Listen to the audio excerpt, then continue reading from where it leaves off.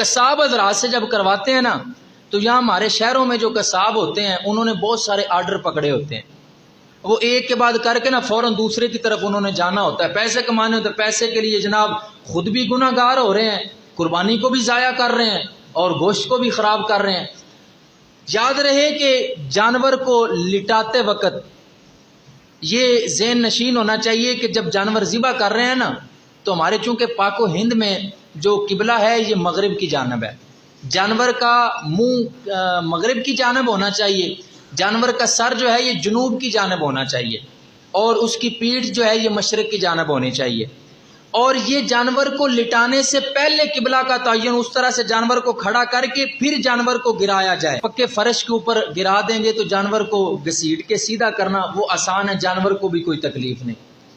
اگر کسی پتھریلی جگہ کے اوپر آپ نے گرایا جانور، پھر آپ کو اس کو سیدھا کرنے کی ضرورت نہیں، جس طرف گر گیا اسی طرف آپ ذبح کر دیں، کیونکہ جب سیدھا کرنے کی آپ کوشش کریں گے تو صاف ظاہر ہے جانور کو تکلیف ہوگی، اور حضور نے فرمایا جو کسی کے اوپر رحم نہیں نہ کرتا اس کے اوپر رحم نہیں کیا جائے گا۔ جس کے اوپر توجہ کرنی ہے آپ احباب جو قربانی کر رہے ہیں، قصاب حضرات پتہ کیا کرتے ہیں، قصاب حضرات جب جانور کو ذبح کرتے ہیں نا، ابھی جانور ٹھنڈا بھی نہیں ہوتا تو وہ اس کے دل میں نا چھری گھونپ کے ٹھنڈا کرنے کی کوشش کرتے ہیں، جلدی آدھا پونا گھنٹہ جانور کو ٹھنڈا ہونے میں کم از کم لگ جاتا ہے، بعض جانور اس سے بھی زیادہ لے جاتے ہیں، لیکن ہمارے یہ شہروں کے جو قصاب ہے یہ فوراً ذبح کر کے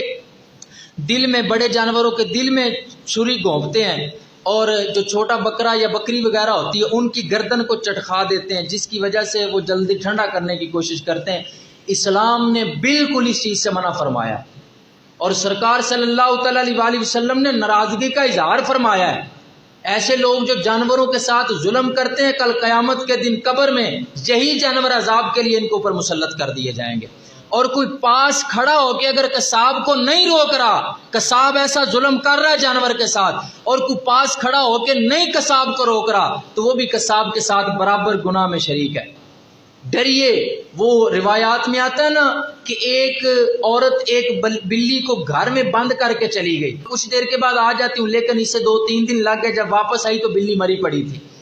تو جب یہ مری ہے تو مرنے کے بعد اسی بلی کو اس کے اوپر عذاب کے لیے مسلط کر دیا گیا ہے۔ تو اگر کوئی بھائی ایسا ذبح کرنے والا بیٹھا ہے تو خوف خدا کریں یار، 4 ٹکوں کے لیے جانوروں کے ساتھ ظلم کرتے ہیں، لوگوں کی قربانیاں ضائع کر دیتے ہیں، اور کوئی پاس کھڑا ہو کے ایسا کروا رہا ہے تو وہ بھی اس کے ساتھ گناہ میں شریک ہو رہا ہے۔ اس چیز کی بالکل توجہ کریں۔ اور ابھی جانور ٹھنڈا بھی نہیں ہوتا، کھال اتارنا شروع کر دیتے ہیں، اس کے پائے کاٹ دیتے ہیں، گردن کاٹ دیتے ہیں، یہ بالکل جانوروں کے ساتھ ظلم ہے۔ جب تک مکمل طریقے سے جانور ٹھنڈا نہ ہو جائے اس وقت تک اجازت نہیں ہے، چھری تو دور کی بات ہے، ہاتھ لگانے کی بھی اسلام میں اجازت نہیں ہے جانور کو،